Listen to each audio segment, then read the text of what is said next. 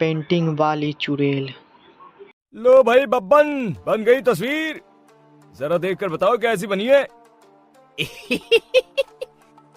अरे भाई मोहन, मेरी सलाह मानो तो तुम रहने ही दो। एक पेंटर बनना तुम्हारे बस की बात नहीं है। हाँ, तुमने सही कहा, मुझे भी कुछ ऐसा लगता है। खैर, आज शाम की गाड़ी से मैं शहर वापस जा रहा हूँ। कुछ जरूरी काम आ गया है। शहर से वापस आने के बाद तुमसे मिलता हूँ। मोहन अपने घर के दरवाजे पर ताला लगा देता है और वहां से चला जाता है। फिर उसी रात अचानक तेज हवाएं चलने लगती हैं। चारों तरफ डरावना माहौल बन जाता है।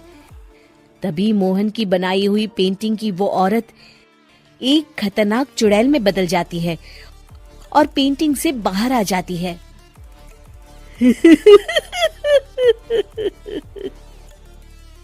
चुड़ैल घर के बाहर चली जाती है। वहीं दूसरी तरफ दो चोर लाला सुखीराम के घर से चोरी करके भाग रहे होते हैं। दोनों भागते भागते गांव के चौराहे के पास पहुंच जाते हैं। तभी अचानक वो चुड़ैल उन दोनों के सामने आ जाती है।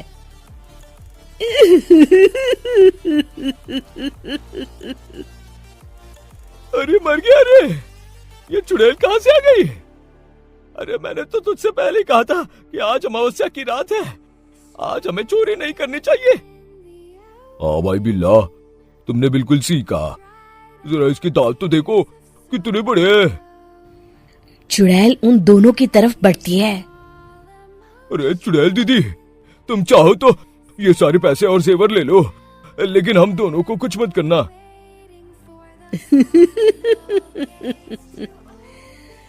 पैसे और जेवर के लालच में तुम इंसान बिकते हो, हम चुड़ैल नहीं। तभी चुड़ैल उन दोनों चोरों को पुतले बना देती है।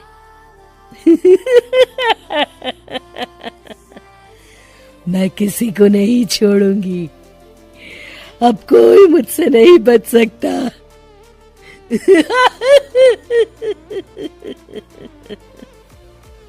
चुड़ैल अपने अगले शिकार की खोज में वहां से चली जाती है। गांव की दूसरी ओर जाने पर चुड़ैल को हरिया, बिरजू और बब्बन दिखाई देते हैं। आज संडे है, आज कपिल शर्मा शो देखने का दिन है। जोर से बोलो। आज संडे है। मैंने नहीं सुना। आज संडे है, आज कपिल शर्मा देखने का दिन है। हाँ, ये हुई ना बात। अरे ये कपिल शर्मा कौन है जो ये लोग उसे देखने के लिए इतने उतावले हुए जा रहे हैं? खैर, मुझे क्या, मैं अभी इन दोनों को मजा चखाती हूँ। चुड़ैल तेजी से उड़कर उन तीनों के सामने आकर खड़ी हो जाती है।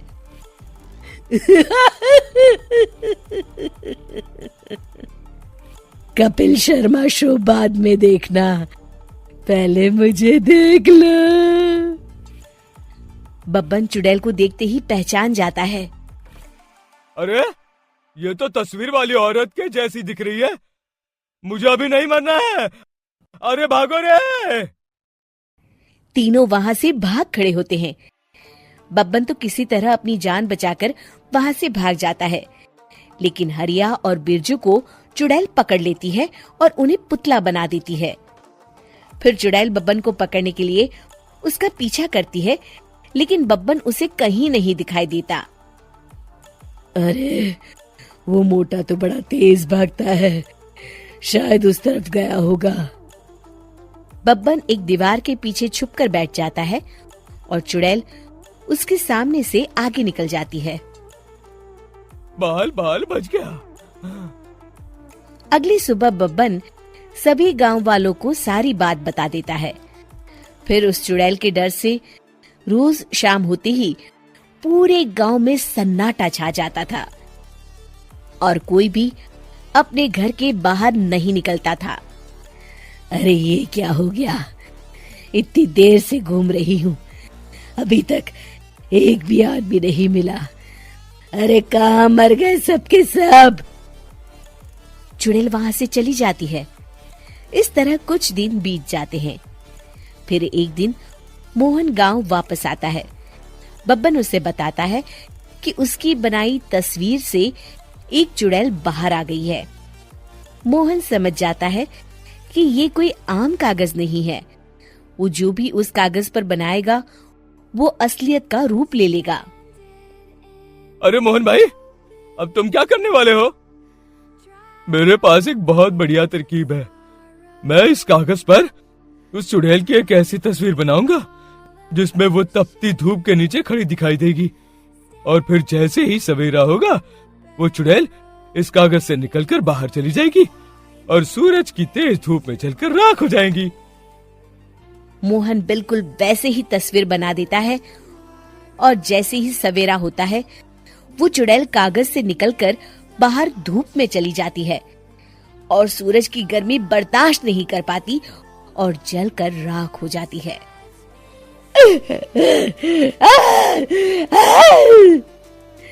ये मुझे क्या हो रहा है? मैं सूरज की रोशनी बर्दाश्त नहीं कर सकती। मेरा पूरा शरीर जल रहा है। और इस तरह चुड़ैल के जलते ही पुतले बने सभी लोग पहले की तरह इंसान बन जाते हैं। शिखा की नई नई शादी हुई थी। उसका मायका और ससुराल दोनों कानपुर में ही थे, इसलिए उससे मिलने उसके भाई अक्सर आते जाते रहते थे। ये बात शिखा की सास मीना को बिल्कुल पसंद नहीं थी। मम्मी जी, आज राहुल भैया आ रहे हैं। कौन? तेरे चाचा का लड़का? जी मम्मी जी। अरे पर वो तो दिल्ली में रहता है ना? हाँ मम्मी जी, उन्हें कल सुबह दिल्ली के लिए निकलना है, तो वो आज मुझसे मिलते हुए कल सुबह यहीं से निकल जाएंगे। हमने तो धर्मशाला खोल रखी है ना। कुछ कहा क्या मम्मी जी? मैंने कहा हाँ हाँ, आने दे तेरे भैया को, जमकर खातिरदारी करेंगे। अब तो कुछ करना ही पड़ेगा, इससे पहले कि मेरा घर धर्मशाला बन जाए। ये कैसी बातें कर रही हो मीना? सच ही तो कह रही हूँ।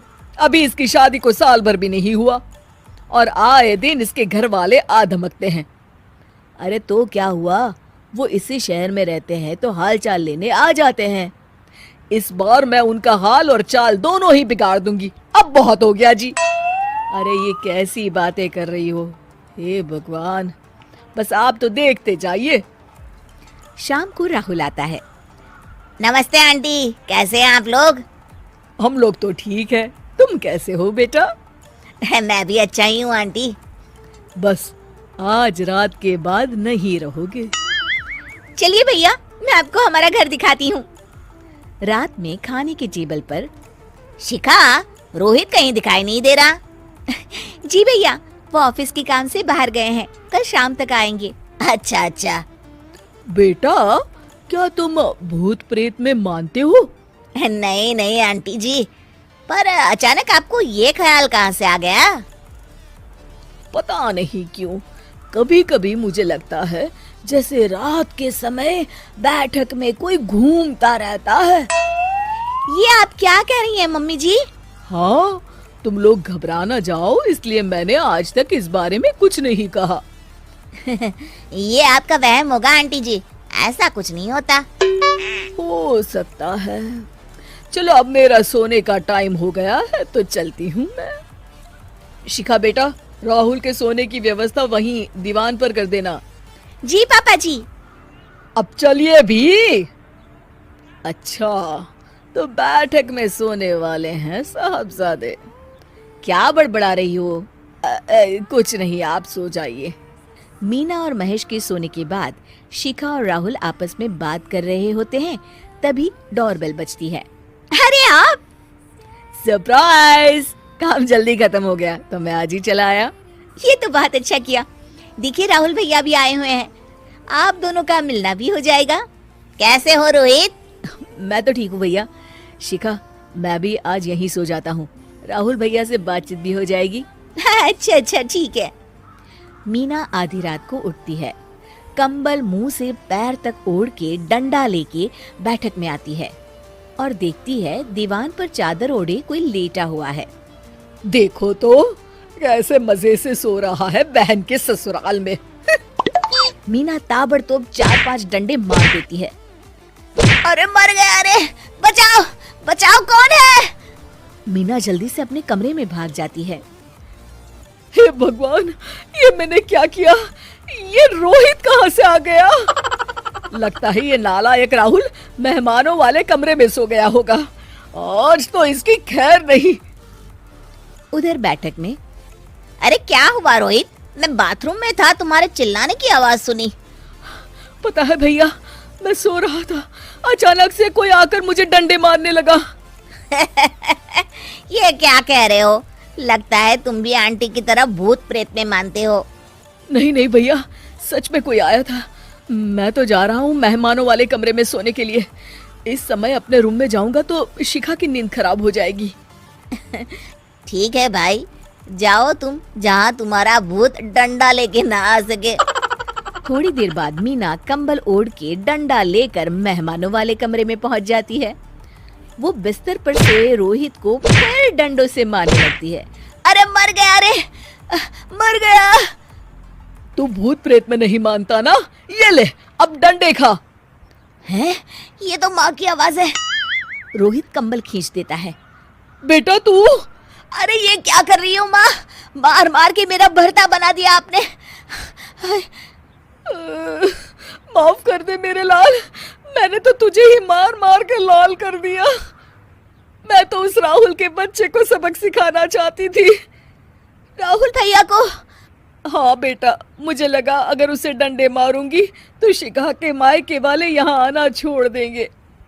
हे भगवान, माँ ये घर शिखा का भी है, उसके घर वाले जब चाहे आ सकते हैं। हाँ बेटा, आज मुझे भगवान का इशारा समझ में आ गया। मैं कितना गलत करने चली थी और अपने ही बेटे को चोट पहुंचा दी। अब चुपचाप जाके सो जाओ माँ, और किसी को कुछ बताने की जरूरत भी नहीं है। शिक्षा दूसरों का बुरा चाहने वालों के साथ भी बुरा ही होता है।